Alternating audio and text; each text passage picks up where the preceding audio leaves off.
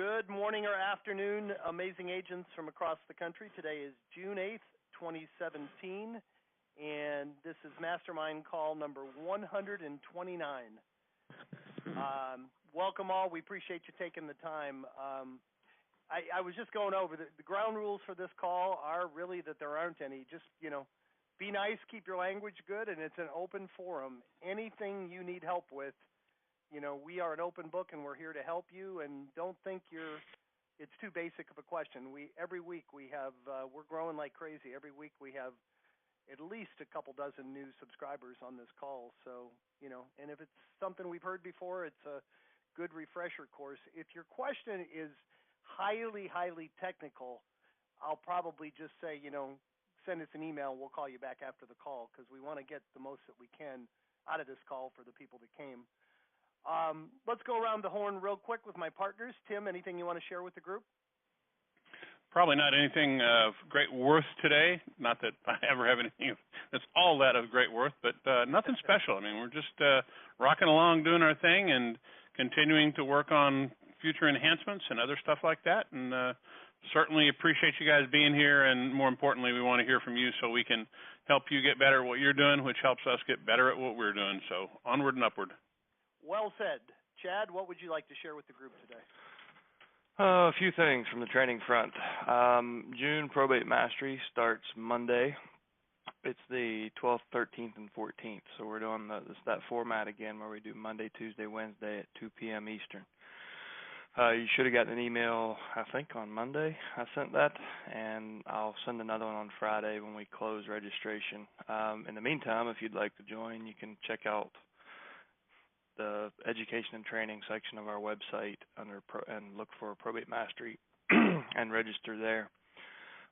We did our June role play call yesterday, and it was a good one. We had some different scenarios, some tough conversation, and we ran about 45 minutes, I think. But if you haven't had a chance to listen to the role play, it is in the call archive, and we'll kind of walk you guys through, for anybody who's new, to find the archived conference calls. There's a couple ways you can do that, including this call.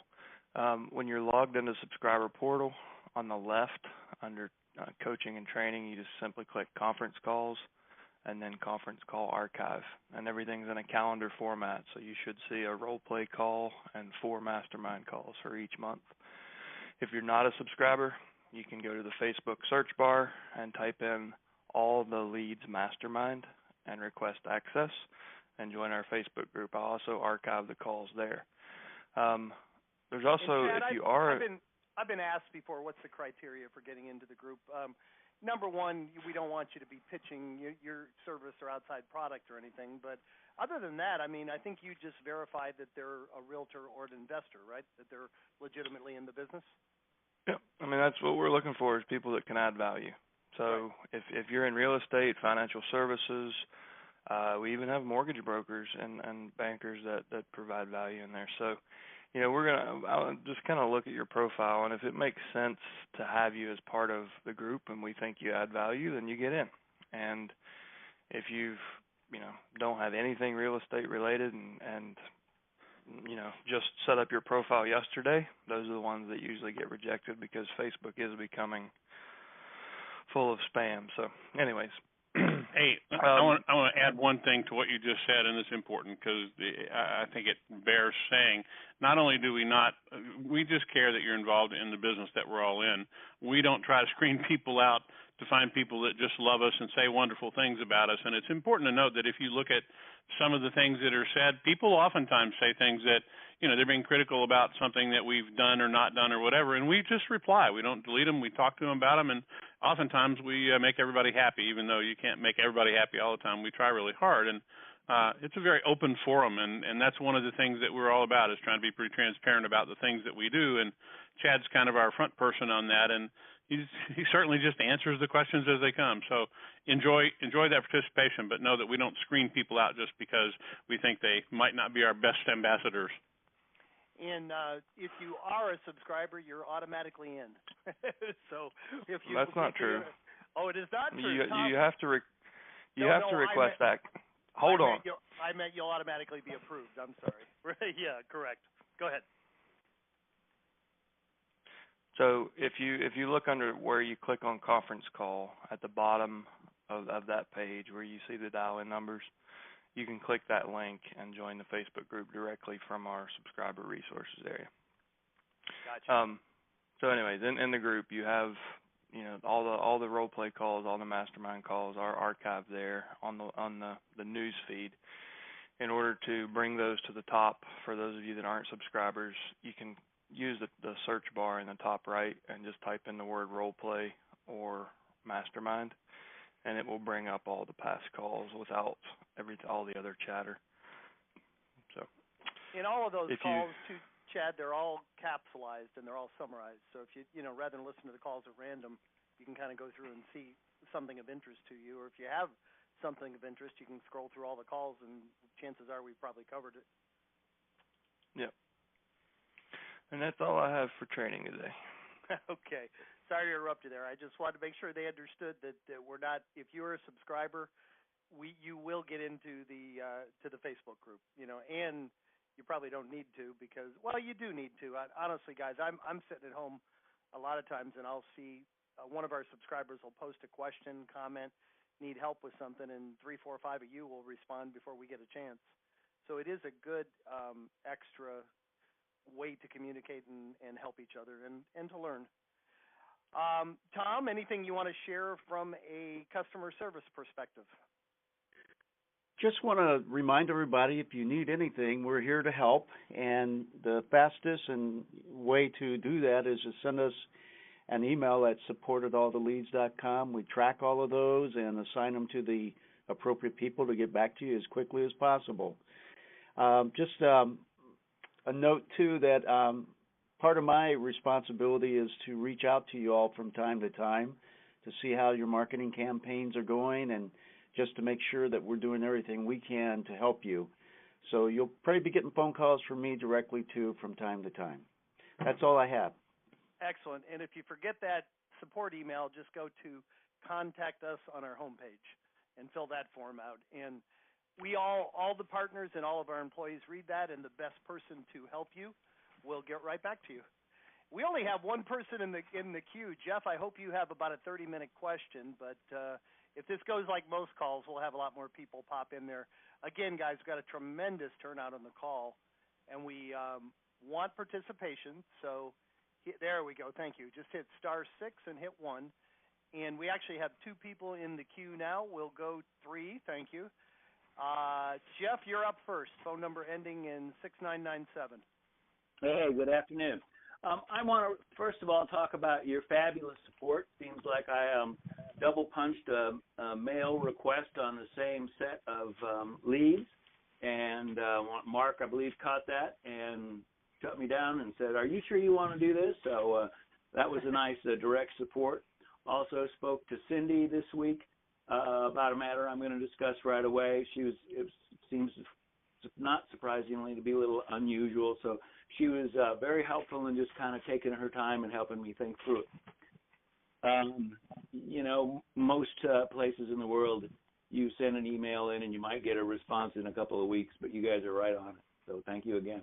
Thank you, Jeff. So you accidentally almost sent out two letters to every person on your list, and Mark caught it and stopped it. That's great. That's good to know. Yep. Great. So that was good. Good deal. Excellent. So we had a little unusual situation. Just want to share that with folks.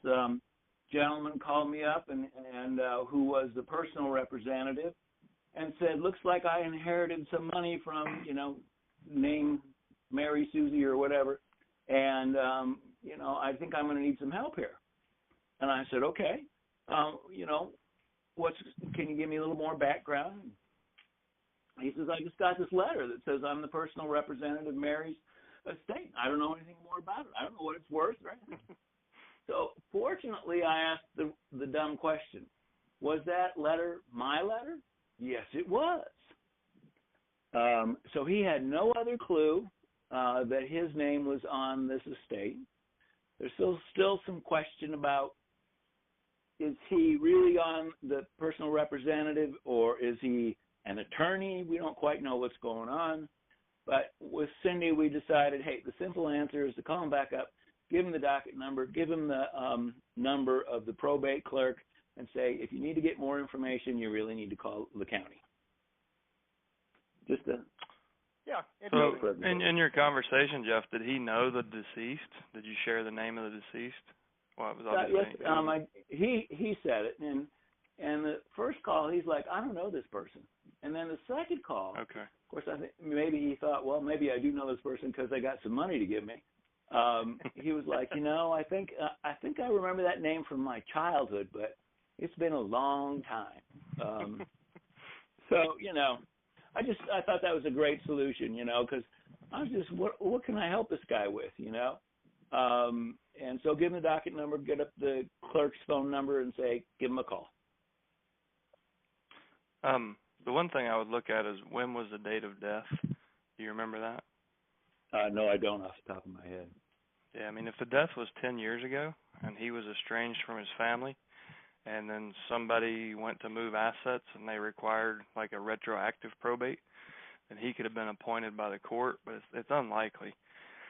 I would say that what probably happened was human error, and it's not common. This is probably the second or third time I've heard this in all the experience we have, but instead of 12345 Main Street, they may have put 345 Main Street, and the letter went to the wrong person. Well, they got the right address. His phone number was in there. His first and last name was in there. It's kind of like, hey, bud, this is looking like you. Yeah. Interesting. I mean, it could be that an estate is being retroactively probated, and he didn't know about it. I mean, I've heard of it happening before. Okay. It actually happened in my family once. A distant cousin in Woodbridge, Virginia, she had passed away, and like a check just showed up, and it was interesting. It was interesting. Like, they named my parents as personal representatives. They settled it, and then like a year and a half later, they pulled all that back and distributed the assets to somebody else. So it's hard to tell what the courts are doing sometimes. Right. They may be trying to catch up with the story, and I don't know, but I think you definitely did the right thing. That you're not going to get conned if you put it on the court and the probate clerk, right? Yeah, call them. Chad, I had one like that years ago too. We had a listing, and the guy called to greatly reduce the price of the listing. We said, why? He goes, well, apparently my great-great-grandfather left a life estate to my great-aunt, who I never met, and we just got a call from an attorney that we inherited a 100-acre estate on the Potomac River. it was worth millions, so he didn't really care what his house was worth anymore. That's kind of like finding winning the probate lottery. It doesn't happen often, but it does happen. Hey, go ahead, Jeff. I interrupted you. You had another question? Yeah, no problem. So I just wonder what everybody's experience with ads on Facebook. I was thinking about, they have this deal where you can upload names into a brand building ad campaign, and was wondering if anybody had experience doing that and how successful they were. Well, with the audience building in Facebook, you have to have an email address associated with the name. That's how they make the connection. So if you had email addresses for all the personal representatives, and basically Facebook would say if they use that same email as their primary email on their Facebook account. So typically, like if you upload 100 emails, you'll get maybe 50 or 60 matches. Right. So if you took 100 probate leads, you might get an audience of 50. And then you could advertise whatever you wanted directly to that custom audience. It's a pretty challenging thing to do, though, because a lot of folks, most of us don't get the actual email address for the personal representative. It's very rare that we get that. Right. You can do it through skip tracing using services like Spokio or Intellius. But the likelihood of them using that email address to be tied directly to their Facebook account is, again, you're going to have some fallout there. The amount of energy and effort and money that it takes, you're almost better to just get on the phones or send a letter. Okay. All right. And still working my commercial property down here in Woodbridge. Got a guy helping me that's little more experienced in this, and he's got some great ideas. So, we're working through that. Jeff, was that So your thanks first again. was that your first probate listing? Was a commercial property? Yes. Awesome. What's the value of it? We're still working through that. It's so this guy's an experienced commercial real estate agent / appraiser, and when I looked at the map, I thought, this place needs a back door. It's got a front door, but it needs a back door. And he went about 3 steps further, and he says, no, what we want to do is we want to take the 4 basically empty properties that are sitting there, one at 4.9, mine's at 1, and then we got a 7/10 of an acre and a 6/10 of an acre. He says, we want to see if we can get the county to zone them all the same, so that then we can go to the guy who's got the corner lot at 4.9 acres and say, how'd you like to have essentially 7 acres? And he says, Gotcha. by getting them all zoned together, and he said that, we'll have to do some political stuff. He says it really increases the value of all properties right there. So potentially you're in the millions of dollars, though, right? I have no idea. I really do not know. All right. Well, please it's right on the main. Yeah, go ahead. I'm sorry. It's right on the main drag in Woodbridge, in the new main drag, and I think especially like I said, I got just a little 1 acre listing, but if we can get Sure. these kind of wrapped together, then all of a sudden you're like, well, maybe we'll build a hotel instead of a convenience store. Beautiful. Well, congratulations. We have 3 more people in the queue. I want to get to them. Go for it. I thank you, Jeff. I really appreciate your participation. I get asked often, like, are some of these probates commercial? And I always say, well, sure, anything the person owns. And one of the questions I get, what percentage of them are commercial? And I said, it's probably about the same percentage as Americans that own commercial real estate. It's a low percentage, but you are going to run into them. So, and that's great that your first one seems like it's going to be a pretty high value listing. So, congratulations. I appreciate your participation. Many more to come. All right, phone number 9363. You're up next. Hello, my name is Al. I've been on this call before, and I'm about 2 weeks in from my first batch of leads, and I just wanted to clarify a couple of things based on your experience. Sure. Number one, I've probably contacted about 15 to 20% of my leads, and some of them are looking to do something going forward, not immediately. But my question was, I have not left any phone messages yet. I want some feedback on that, and/or if you've ever studied the best time to call these people.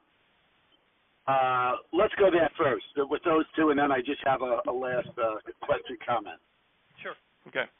So whether or not to leave a message really depends on your callback strategy. So I'll ask you, do you plan on calling them back if you don't leave a message, or will you wait until next month? No, I'm planning on calling them back whenever I get the chance. So okay. Whenever I'm able to carve out a couple of hours, usually different times, different days, I'll get at it again. Okay. If you have the time to do follow-up calls, it's okay not to leave a voicemail. It's no surprise most voicemails don't get returned anyways.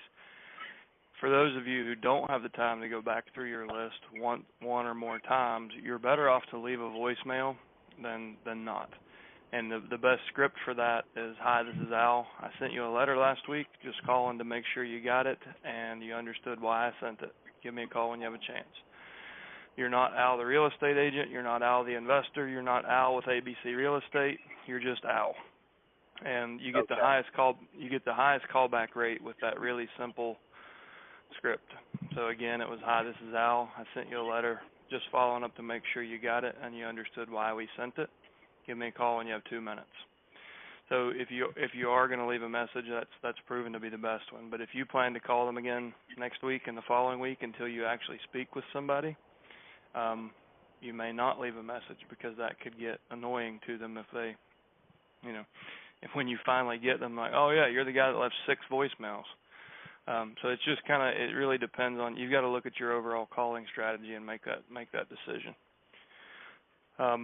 The second part of your question was on time of day. So in the probate fast track training, when you first signed up, I think it's video number 2, maybe number 3. I can't recall right now, but there's a downloadable PDF in our training that has an MIT study, and it was based on 86,000 real estate prospecting calls.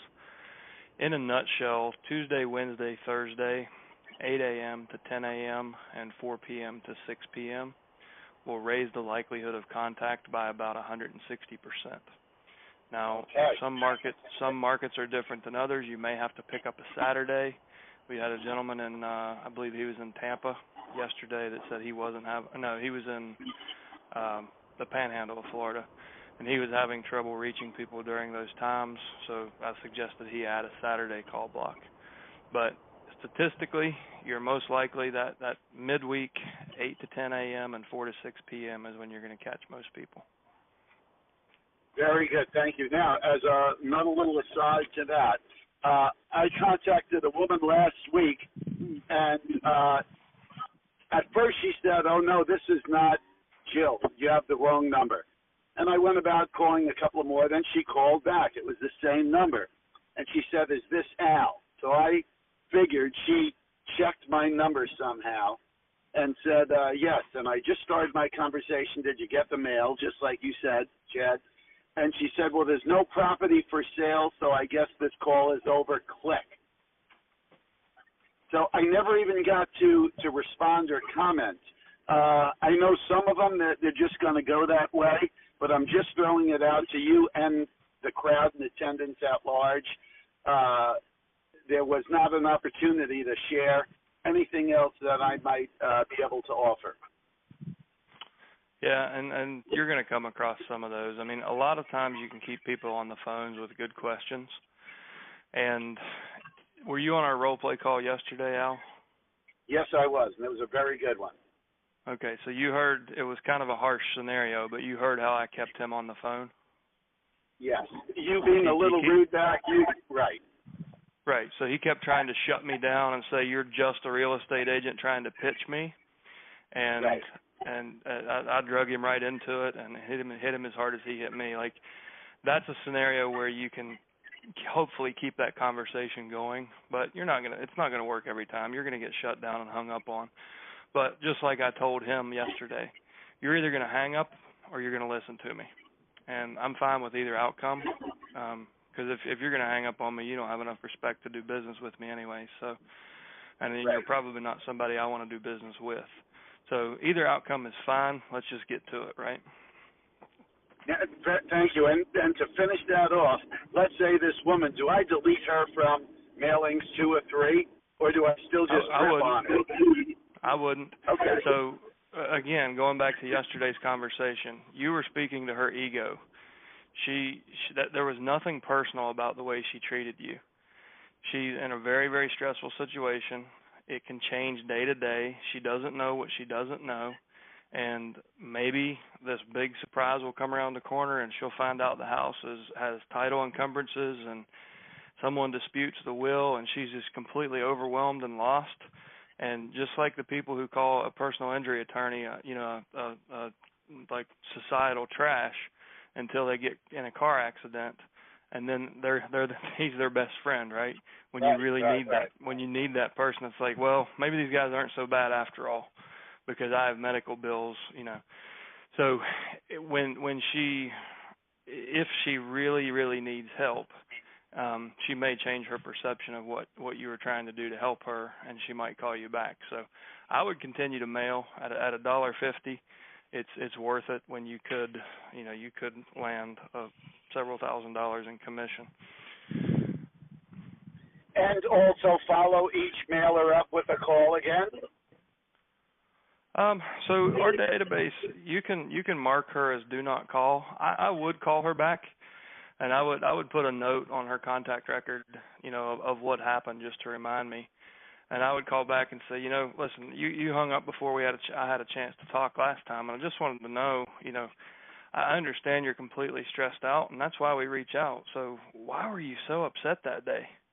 And I would just peel the Band-Aid off and try to get right back into it. And she may hang up on you that time too, and then you can just mark her do not call, do not mail. But I mean, I wouldn't hesitate to call her back. Very good. Thank you, Chad. Thank you for participating. We have 2 more people in the queue, guys. Great timing, and we do have time for others. *6 and hit 1 after the *6 if you would like to participate. Phone number 3299, you're up. Yes, hello. This is Rich out of Pennsylvania. We're an auction and real estate company. Hey, Rich. And just we've been roughly a couple months, 2 months into the process here. I just want to give more of a quick update for the folks on the call here. Just before the call today, we received a call from a PR that we had sent our letter to, and they were quite nice. However, they were quite, as he said, taken aback that this information was available to the public. So we kindly explained to him how we came about his information, and he was semi-okay with that. But he said, listen, I got your letter, and either I misplaced it someplace or I threw it away because I figured, how dare these people contact me, and they shouldn't know any of this. It's fine. The person passed away back in the fall, and it's finally cleared the probate courts. So that was a learning lesson for us, that it's taken, this many months for this to finally work its way through the system here. And now this person who's out of state is now feeling the pain of managing this estate, which they have no financial interest in. So it's just a pain to them. And he was pleasantly surprised to find out that there's folks out there that can help him with this situation. So once we explained what we do and how we do, he felt much better. And I think there's a very good chance once he calls his attorney that we will get the contents of this property. And the contents are just average stuff at best. However, when speaking with him, he said, oh, yeah, by the way, this may be a very good way for us to sell the house via your auction services. He said, the only reason I'm getting back to you is because, again, I threw the letter out, but because you called me is the only reason I'm getting back to you, because it matched up with the letter, and it then made sense to me what was taking place here. So it was a very big, as they say, aha moment for me personally. Good for you. Right. Thank you. Thanks for sharing. I mean, you guys always hear us suggest send a letter and follow with a phone call, and that right there is the exact reason why, because we've found that to be key in so many situations where you've got 15 investors sending We Buy Houses postcards and really one-sided offers. And when somebody sends a professional letter and follows it up, with a courteous phone call, it makes a huge difference for a lot of folks. So thanks for sharing that. Do you offer? Go ahead. I'm sorry? No, quick question. You offer your auction services. Do you also offer to list the property, or are you strictly auction company? No, we're also realtors, so I let him know that we could auction the property or list it conventionally for him. Wonderful. And he was, once he understood what we did, he asked a ton of questions. So he had major concerns, and once we got over those hurdles, it made sense to him. And now the last hurdle is just the attorney. And probably like a lot of areas, we certainly have a good old boy network here with attorneys. And that attorney could, say, listen, don't use this guy, use the guy I use all the time. And, so, Rich, you have reached out to that attorney. You have? I have. I have not heard back anything from them. Now, this is going back a couple of weeks ago. So, if I'm going to give this guy a chance to 2 calls attorney, I don't want to kind of backdoor him and say, oh, yeah, expect a call from your client. But it was also very big to realize that this probate, this thing had been probated, and the attorney never said, hey, guess what, buddy, I can help you. Contact this realtor, auctioneer, whomever.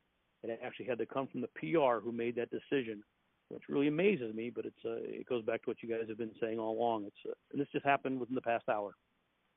Rich, if you have the time, you should drop by that attorney's office. And you just hey, I was in the neighborhood, left you a couple messages, but I talked to Mr. Smith a couple weeks ago. He was so stressed out, and I just wanted to introduce myself and let you know that we've got his best interest in mind. So, for what that's worth, I just thought you and I should meet. And it's what we've found is people who approach the attorneys face to face, it's night and day, the reception that they give you. So he's obviously cold shouldering you because he's got, he's running a busy business. But when you're standing there looking at him, or you're in the lobby and his assistant is saying he's not, he's waiting for you, it's a different scenario. It's harder to say no. And I think once he realizes why you're there, he'll drop that and realize that you're just trying to bring value to his client and to his business. Yeah, no, that's wonderful. We have actually knocked on a number of the attorneys' doors here in town, He's in a different town, but absolutely can swing by and say hello.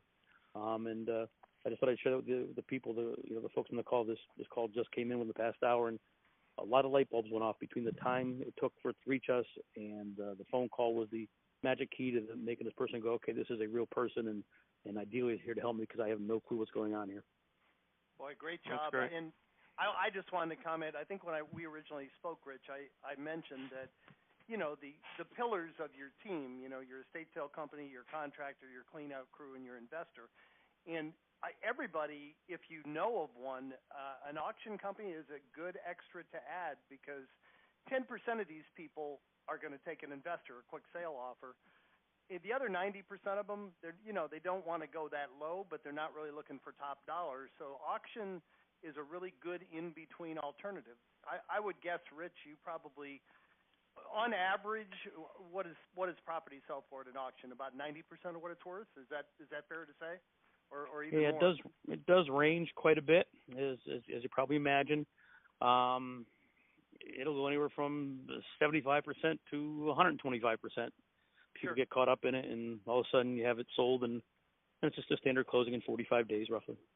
Excellent, and possibly can sell for more. So it's a good in-between alternative that all of you can add. And just like the estate sale company, if you're going to bring an auction company on and they're not doing regular real estate, make sure they give you referrals.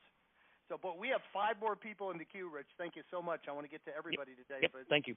All right, excellent. Phone number ending in 7298. You're up next. Hi, this is Momo with Long & Foster in Virginia Beach area. So Chad mentioned a few of skip trace sites, and I didn't get to write down all of them. So I'm wondering if you can repeat. Spokeo, SPOKEO.com, and Intellius, INTELIUS.com. That's all. Thank you so much. All right, thank you. All right, I recognize this name, a brand new subscriber. Maybe he's got a win for us already. Marcus, you're up next. Phone number ending in 1138. Hey, what's up, guys? How are you? Welcome, Marcus. Thank you. Right on.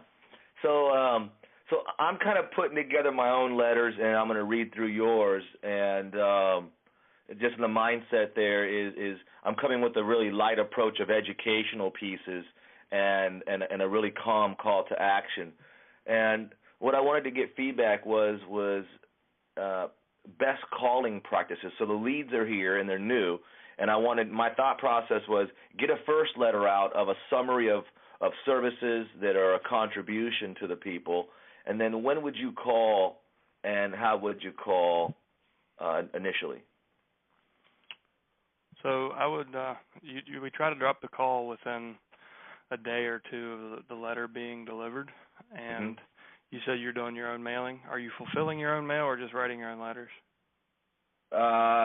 Just coming up with my own material. I'm still going to be talking to you guys and seeing how that works out better. Okay. So if you won't beat the price. So if you're using Mailbox Motivator, we'll actually seed you in your own list, so you'll get a copy of your own letter. And that's the best indication that everybody else got it too. So you might get the letter, and the next day, the next morning, start your phone calls, whatever your schedule permits. But try to get it close so you can tie them together, just like what Rich just shared with us. When the when the PR makes that connection, it really sets you apart from the other mail in the pile, if there is any. Okay, so I can get all letters to you, and then we can strategize about timing for dropping the pieces. You'll send them all out, and then send me one when you send it out to them. Correct. Back. On our online order form, you can lay out your strategy any way you want.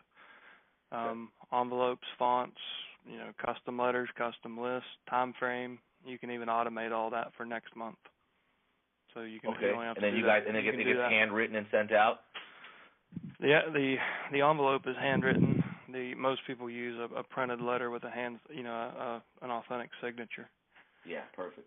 And then so get the mailer, plan it out. So let's say it's about a 3-day drop. So something like a 5-day follow-up phone call after that, after they've gotten it in their hand. and then I guess this is not a role play call. I guess this is just a basic Q&A. That's okay. What was your question?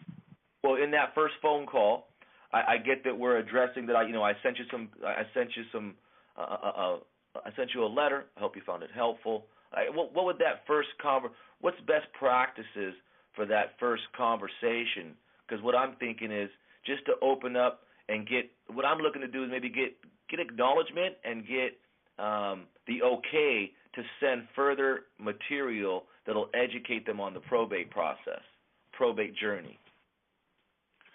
So, not to sidestep you here, but have you watched the third part of Probate Fast Track?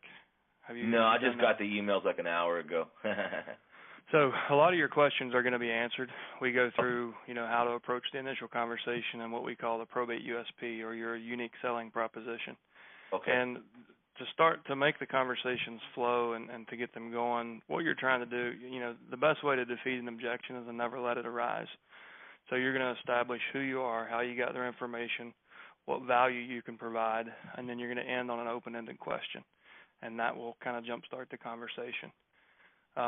So I would suggest you go through the fast track training today and pay attention on video 3, pay attention, and then listen to some role play calls. So jump over on the left and click conference calls, call archive, and start listening to. We've got 20 role play calls archived now, so you have almost probably 15 hours of content just on what we're talking about right now. Okay. All right, sir. Thank you. Welcome aboard. 3 more people in the queue. We're going to get to everybody today. Phone number ending in 2441. You're up next. Hey, it's Jim Richardson. I am new this week, so maybe the newest member, but very glad to be part of the community here and to focus on probate. My question is actually around the community of folks on this call. What struck me was when Rich was up, that he's from Pennsylvania, and he has an auction house. It's actually one of the things that I'm trying to fill in as part of my team. Is there a way that we can collaborate with our colleagues here and maybe align where there's gaps in what we can or don't have? I mean, I'd love to, and I don't know where Rich in Pennsylvania is, a pretty big state, but it just struck me that there's probably a lot of synergy in the folks in this community. Yep.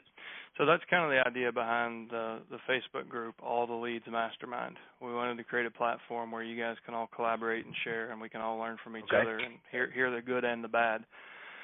So people have shared referrals in there before. Honestly, I'm really proud of how people jump in and help encourage people and help with language. But we haven't had a whole lot of that, of, hey, I need an auctioneer in Erie, Pennsylvania, or wherever. So, but that right now is the best platform to do that. Okay. So, Rich from Pennsylvania, I'd love to reach out to you. I'm outside of Philly, so. Go in there and look for him in the Facebook group. I sure will. Thank you. All right. Or, send us an email, and we'll if you want him to have your contact info, we'll give him your number. Email realestateCupid@alltheleads.com. Exactly. Match.com for services. I think it's a great idea, Jim. Thank you. Thanks, guys. All right. 2 more in the queue. Phone number ending in 0883. You're up next. Hey, Jim. It's another Jim Forsyth in Memphis, Tennessee. Still working to get started. Hey, Jim. Welcome back, sir. How are you? Oh, good. Just a couple of quick questions. My son is going to be working with me, and he is not licensed, but he'll just be my assistant. And I know it will vary between states, but is he able to make any of these first, second, or third phone calls to the people that we send the letters to? Sure. I mean, as long as it's a marketing phone call, and he can't discuss contracts, terms, prices, things like that. Right. I mean, it's according to state real estate law, but correct. As long as it's a marketing call talking about the services you provide, absolutely. Okay. All right. That's what I was assuming. The other quick question is, when you do the mail-outs on the letters and you're doing either hand addressing yourself or making it look like a hand address, do you put the return address on the letter, on the envelope? We haven't found a measurable difference or measurable impact. So me personally, I tracked the first 12,000 pieces of mail that I sent, and I got Correct. 6 back. I had 6 returned. So after that, I took off the return address, and and it was basically the same result. The difference was my P.O. box didn't have return mail. I thought it would make a big difference. It wasn't. It was maybe a fraction of a percent over time. It's really just personal choice, and I would encourage you to maybe test it yourself and see 1 month over the next. But because of the nature of the way this data is gathered, it is accurate and it is fresh. So this is a legal document being recorded in a courthouse in the last 30 days. So it's not like, I'm not going to say you're never going to get return mail, but it's not anything like other lists where half your list comes back and you have to try to reach out to them in a different way. So it's just something that you might A/B test it and see how it works in your market. Jim, there might be a little more slightly more curiosity about opening it and seeing who it's from if there's no name and address on the return address also. So and that was my reasoning for taking it off, Jim. I just I figured if I got a greeting card without a return, I'm surely going to open that. Right. And the whole thing is you're just wanting them to open it. That's the main intent of the letters, is for get as many to open it, and then hopefully then you'll be able to correspond with a few more once they have opened it. Yep. Okay. Well, thank you. All right. Thanks a lot, Welcome. guys. Thank you very much. 2 more people in the queue. Great participation, guys. We really appreciate it. Phone number ending in 9976. You're up next. Hello. Hello. Candy Curtis here. New to the business, but I have a previous experience with an auctioneer that I would like to run by you guys. I know it says to get a group of vendors on your side, and one of should be an auctioneer. I had recently had an online inquiry for a home to sell that they had put their mother into a nursing home and now wanted to get rid of her personal property in the house. So I met with them, and for the personal property, I recommended a local auctioneer vendor. And about a week and a half later, I get a call from the auctioneer saying, yeah, we're going to auction the house off.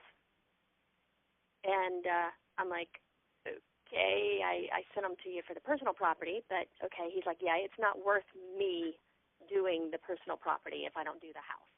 So will you take a referral of, and I just felt that was just ridiculous and bad business. I don't know if that's me on my own, but now I'm afraid to even refer somebody to an auctioneer. What I was going to say, Candy, they can be one and the same, but more often than not, they aren't.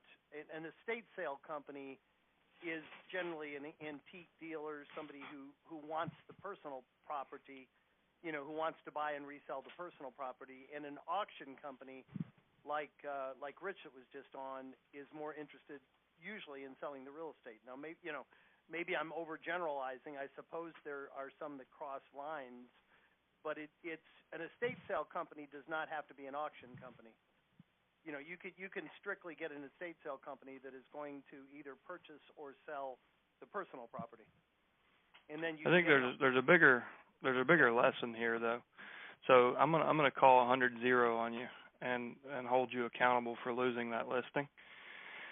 And just so next time you know that in the first conversation, when this person trusts you and they intend to do business with you, it's your obligation to have paperwork and to make it as easy as possible to sign that. So get the listing agreement signed, even if it's with a future date. You need to get that listing agreement signed. We've heard so many people that are like, okay, well, is it okay if I call you next week? Or, well, let me get the contractor over there. If you don't list the property, someone's coming behind you to do it. So it's a good lesson. I mean, hopefully you can meet with that company and say, guys, come on, be real. Like, I sent you a referral and you're going to steal the business from me? Let's split it, and we'll, we can use my website or whatever. Like, I'm sure I'm better at marketing real estate than you are. I'll do half the work, you do half the work. We'll split it down the middle. But in the future, before you send that referral, get your listing agreement signed. Okay. Yeah, they had originally said they were 60 days out before they were ready to, because they wanted to do some repairs And that's blah, blah, and blah. that's fine. Like you'll build your language around it. I have never not been able to get a listing agreement signed with a future date. If you're, if you've built rapport and they trust you and they intend to do business with you 60 days from now, why wouldn't we go ahead and sign it now? Because I'm going to commit a lot of resources to this, and I'm going to be pulling favors, and people aren't going to get paid until they do what they promise, and I'm kind of coordinating that. So I need a commitment from you, Mr. Smith, because I'm giving you a big one. If it becomes that kind of conversation, normally you don't even have to have that conversation. I was going to say, it's not unlike bringing your buyer by a FSBO. You're going to get something inside to protect yourself that buyer is not going to come back and buy it without you. Right. Okay. All right. Thank you. All right. Thank you. Thank you and welcome. 2 more people in the queue, guys. Thank you for the participation. Phone number ending in 9059. You're up next. For some reason, hang on a minute. There you go. Phone number ending in 9059. Can you hear me? I can. Can you hear me? Okay. Now we can. I had to unmute you manually. Fire away, please. Okay. I have one question. I am not yet part of the group, but considering it. Okay. So as far as the leads go, when you get the leads, does that mean that they each have a property associated with it, whether it's residential or commercial? Not necessarily. A vast majority of them do. It costs about $5,000 to file a probate, so there has to be something of significant value to get someone to go through the probate process. And statistically, vast majority of the time, the most valuable thing that people have is their real estate. So you will run into some that don't have real estate. The vast majority of them will. My experience in Florida, it was 95% of them did. There may be some markets where it's only, 70 or 80%, but a large majority of them will have real estate. Some of them will have multiple properties. Okay. That's what I needed. Thank you. All right. Thank you. And the last person in the queue disappeared. If you want to come back right away. But otherwise, thank you, guys. I'll give that person, it looks like somebody got disconnected in the queue. Last call, if anybody has any questions. There we go. Okay, they're back. Thanks, Ken. I'm glad you came back. You're up. Yeah, sorry about that. I didn't realize what happened, but it's fine. No problem. I just signed up a couple weeks ago and had some questions. I'm drafting my letters for my first set of leads. So I just have a couple, small questions. But, there's some statistics and basics in the letters, for example, that, having to do with percentages and stuff like that. I'm starting out and, completely new. I'm even moving to a new office and everything. So, and I have no team established yet. I'm essentially fast tracking this. I'm just trying to get my letters sent out, and then I got to hustle to get a team together. That way I can get that. With that, I want to keep it basic because I don't have experience selling any probate homes, and I know I could probably come up with a team of people who can. But how basic should I make it versus how professional? Because I have no experience in this area, and I just started selling homes in that county. But I want it to be professional. So I guess if you could give me some perspective on how to approach writing the letters, because I want them.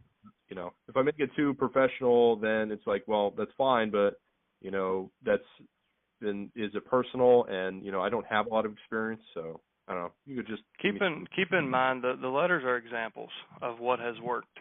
So the letters you see there are letters that they've been proven to produce by, at this point, millions of dollars in commissions. Some of them are specific to my business and my statistics, but they're there for examples to give you ideas. The one that you should look to is the probate options letter. It's a little more generic. It doesn't have those, it doesn't point to percentages, or I don't think that it doesn't have to mention a team. So look at the probate options letter. That's a good starting point for a lot of folks. And as far as what the content of that should be, we want you to customize. We want you to personalize that letter. So we want to feel your business culture. We want we want it to be you, to differentiate yourself against anyone else who might be mailing investors or maybe another realtor in your market. So try to get your own values in there, and a good place to do that is in the testimonial line, the PS line, the opening paragraph. The center of the body of the copy, I wouldn't mess a whole lot with. I mean, you can change some of the verbiage if it fits, to fit you better. But that's a really good letter that's produced consistent results across all types of markets nationwide. So I would point you to that one as your first letter, and try to make it you. And if you need help with copywriting, formatting, anything like that, we have our mail team will be more than happy to review it with you and make sure it's something you're comfortable with. Okay, and then I was talking to one of the guys on staff, and I think it was Mark, and he gave me the impression I should do letters 1, 2, and 3. I should follow up 3 times and send 3 letters out. Now, if I do the probate options letter first, do I still do letter 2 and letter 3 from there to follow? So I've split tested this where I did. We started with the 1, 2, 3 sequence, and then I switched to the options letter after we wrote that. And a brand new agent who had never listed a property listed 5 properties in a week on only 175 pieces of mail. And I was like, wow, I'm going to use that one. So I've bounced back and forth. When I send the options letter, I send the exact same letter 3 times. And I've been able to achieve the same conversion rate regardless of the 1, 2, 3 or the options. So it's more about frequency and it's getting there when they need the help, like when that resonates with them, than it is about the specific copy or the sequence. Okay, great. And then now with setting up my team, I know there were some guys on here talking about auction companies and getting moving companies and attorneys and stuff like that. And I know that one of the customized letters talked about having a network of investors. Well, I mean, I know some investors, but I'm also relocating, so I really don't know any at the moment. How do I go about setting up those relationships? I mean, I can go meet with them and stuff, but I'm more referring to, like, how do I work out agreements with them? I mean, should I go with the intention of say, hey, well, if I recommend them, you give me a referral in the future? I mean, do I get written agreements with them and do percentages here and there? I mean, how does it normally work? And what would you recommend? I think you're better off to keep it simple. And as long as you're in a market where as long as you're finding people that you can trust, most of us do it on a handshake agreement. So it's a symbiotic relationship where, I send you referrals, you send me referrals. None of us, we don't keep score, right? So as long as you're doing a good job and servicing my clients the way I expect you to, I'll reciprocate that and we'll all make money. That's kind of how most approach it. Now, there are ways to monetize that. I mean, some people give up their commission to get referrals from attorneys because in most states an attorney is considered a real estate broker. So they can actually take a quarter of the commission to get that referral. Some people have cut side deals with estate sale companies. To me, it's just my personality. I'm the world's worst bookkeeper, and I don't want to track all those loose ends. So for me, I would just rather know that I'm giving them as much value as I can, business to business, and I expect the same in return. So when you're setting up that team, you have to decide, what kind of businessman you are. And if you want to track all those little things and hold people accountable and keep score and keep up with that, you can do that. I don't really recommend it. I would recommend finding partners you can trust that are always going to have your back and do exactly what they say every time, and help them and do the same for them. And as far as finding an investor, pretty reliable source, two ways. NationalREIA.com, REIA, it stands for National Real Estate Investors Association. They have a chapter in virtually every major market in the country. Go on there and call the president of that association, tell him what you're doing, and ask him if he has some investors. He'll probably say, yeah, me.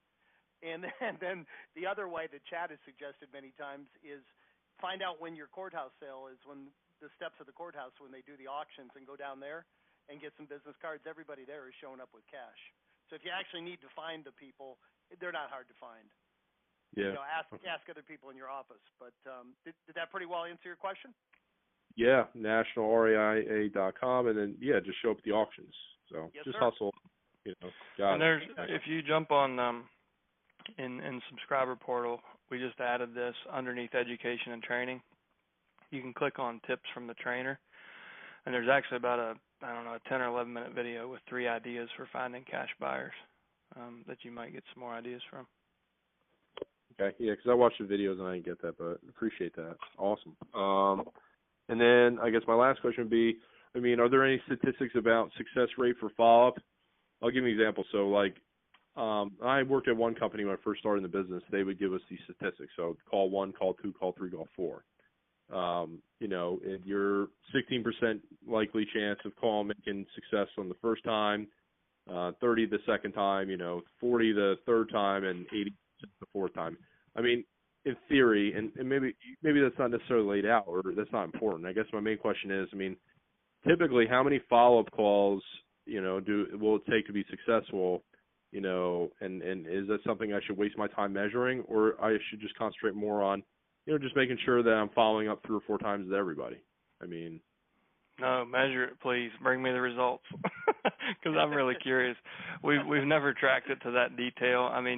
We know what our contact rates are, and we know that our phone numbers are typically 80 to 90% accurate, and we have 2-to-1 contact rates. So you can have a lot of conversations.